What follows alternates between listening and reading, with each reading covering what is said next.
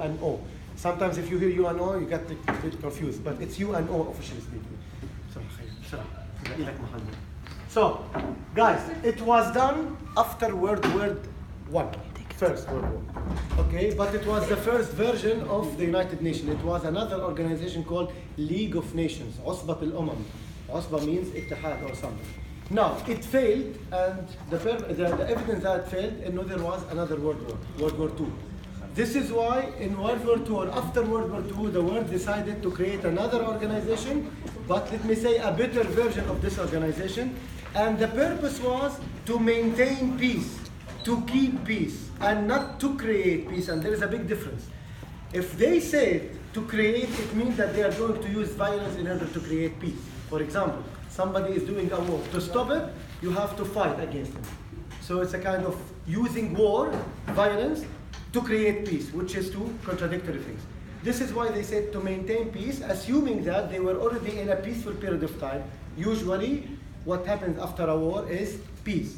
So they established this organization. Now, just very quickly, go to, okay, it was founded in 1945, I mean, right, like a few months after the end of World War II.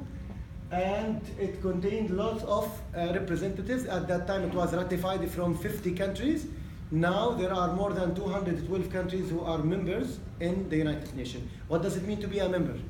It means that every country is recognized officially by the rest of the countries in the world. There are countries that are not recognized, which means that they are not going to be represented in the UN. Again, the UN is not only about peace, but then they just, it was about peace, maintaining peace, but then they also created kind of organizations. Each organization is meant to address a specific, let me say, level or act in the society. Like, for example, an organization that is meant to be for the economy, another organization for security, another organization for environment. So every country in the world has representatives or ambassadors to represent this country in every single organization or sub-organization in this United Nations. So, in this case, you might be, for example, the ambassador of UAE, and he might be also the ambassador of UAE. But you might be the ambassador of UAE in an organization that belongs to the United Nations called Security Council, for example, and he might be also an ambassador for UAE, but in another organization, like General Assembly. This is why by the end of this session, when I show you in which committee you are put in, you will see that there are more than one of you will be representing the same country, but you're not going to be in the same committee. All right? So, very quickly, let me just go, okay, veto, we're not going to talk about veto powers because actually this year we don't have any of our students in the Security Council. So we don't have this committee in this program. The location is in New York, in United States. But the land for the UN, the UN premises is considered international. So when you are inside the UN, for example, the American police cannot arrest you if you did a crime because you are inside an international territory and they don't have authority over this international territory. In reality, American can do everything. All right, the administrative bodies. When they created it in 1945, they created it with 5 administrative bodies. The General Assembly, GA, the Security Council, SC, the ECOSOC, the Economic and Social Organization or Council, and then they did the International Court of Justice and the Secretariat. Then the last one was cancelled later on. I'll stop here. I don't want to continue a lot. So I'll go to file number 2. This is just an image. See here, guys.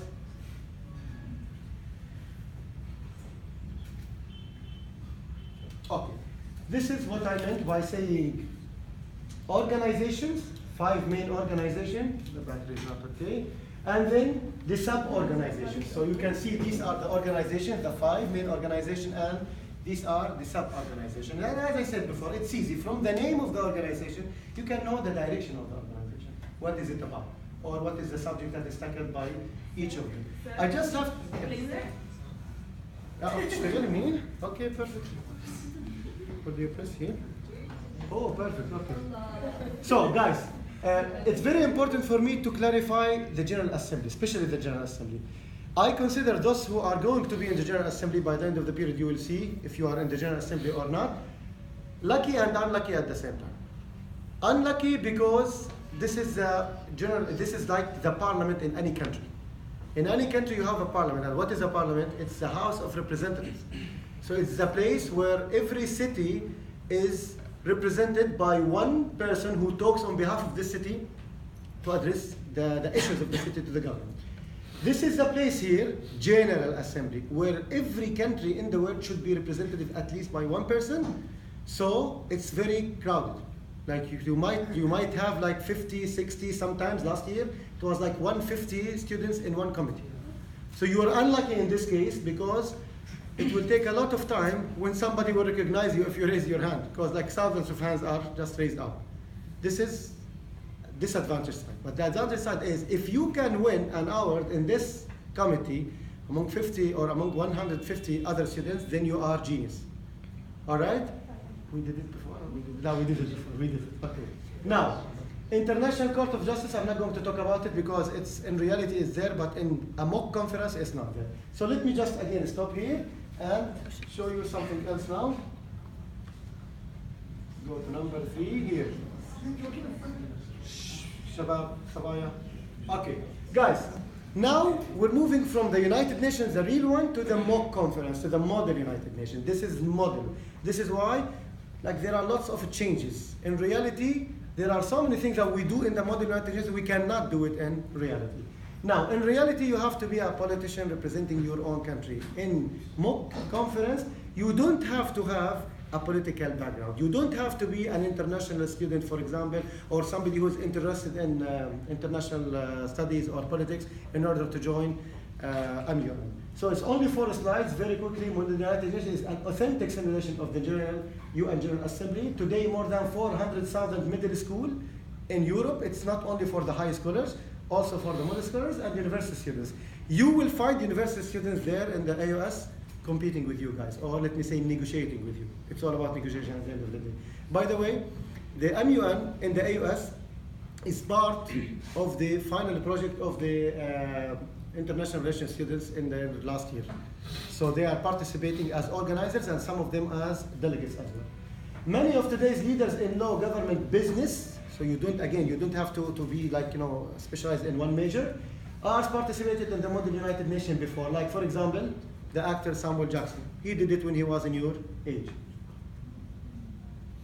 Now, conferences are large events bringing together MUN participants from all over the world. Last year we had students in the in the conference participated from different countries. Egypt, last year there was like a student from Egypt, Saudi Arabia, Oman. We have different students. So, more than 1 million people have participated in the MUN conferences around the world. This activity is gaining lots of popularity, guys. I just take an example about this school. Like 6 or 7 years ago. We started the first time when we joined this activity and nobody knew anything about it. Even here in the school, when I introduced the topic to Mr. Jdair, he knows nothing about it. And then I could hardly find 9 students to participate. And I was like about to kiss their hands because they participated. We didn't win anything. We were not going to win at that time. We were going just to like introduce this title, MUN, to students so they will know about it. The year after we were 25 students. The year after 35, then 40, then 45. Today we are 47 students. All right, and by the way, those who wanted to join and I couldn't find seats for them were more than 40 or 50 students. All right, anyone can participate in Model United Nations as long as they have ambitions to learn something new and work with people. Basically speaking, it's about 2 processes, as I said. You are going to be an ambassador, and what do ambassadors do usually in their life? Negotiate. They are diplomats. They cannot negotiate by solve solution by fighting. They negotiate. You're going to sit there, talk, negotiate, act as a politician for 3 consecutive days. Okay, I'll show you now the program, the tentative program. Okay, and the aim, the bigger aim, is to try to make difference in the world because you are going to discuss international topics, things that are related to everyone and every country in the world. Like, for example, when we talk about the issue of the refugees, when we talk about the ozone layer, for example, problem, well, everybody is affected by this problem. Okay, so Okay, let's just finish here and talk about, I'll show you this one here, guys. Yeah, these are the titles of the committees. This year we have like 20 committees, guys. It's the maximum committees I have seen like for more than 10 years now. Now, first General Assembly and fourth General Assembly and sixth General Assembly are the same.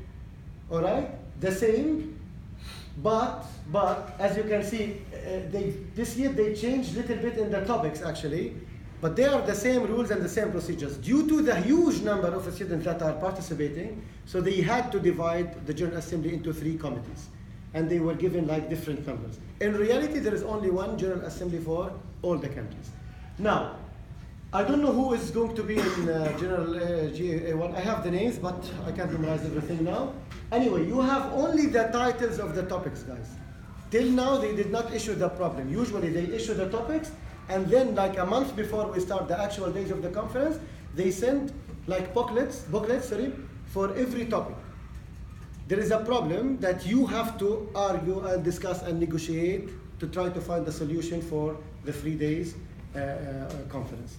Now, Security Council, we forget about it, we don't have anybody. This year they made Security Council 2, again, huge number of students.